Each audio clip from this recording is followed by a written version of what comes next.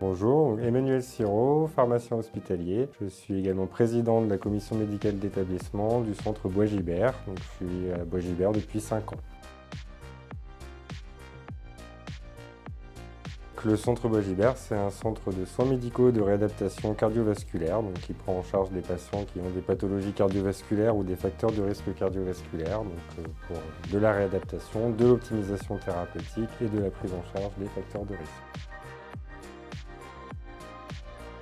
Simango, je l'ai connu dans un précédent établissement dans lequel j'ai travaillé. On a découvert cet outil-là dans le cadre de la préparation à la certification et dans le cadre également d'une semaine sécurité du patient.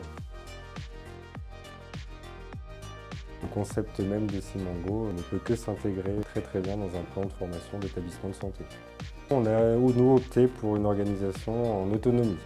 On a décidé de prendre un pack avec plusieurs formations et on met à disposition ces formations de manière séquentielle pour nos apprenants pour faire des thèmes uniques avec des relances régulières.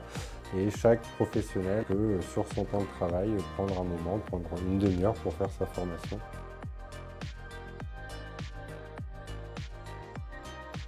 Alors les retours des apprenants sont plutôt bons dans l'ensemble. C'est une manière différente d'apprendre, une manière avec laquelle ils ne sont pas habitués dans leur travail quotidien, dans leur vie professionnelle habituelle. C'est plutôt pas mal de pouvoir leur proposer un autre type d'outil, un autre type de formation.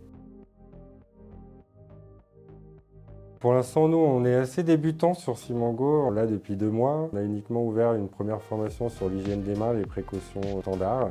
On a eu des très bons retours. On a réussi à toucher plus de 60% de nos professionnels dès la première formation grâce à cet outil. Dans l'ensemble, on a des résultats qui sont plutôt bons, des retours qui sont plutôt bons. Pour la prochaine, on avait prévu de faire la bientraitance. Et ensuite, on a le circuit du médicament, enfin tout ce que propose Simango. On fera des séquences de 6 semaines à peu près pour pouvoir proposer quelque chose de nouveau à chaque fois à nos professionnels.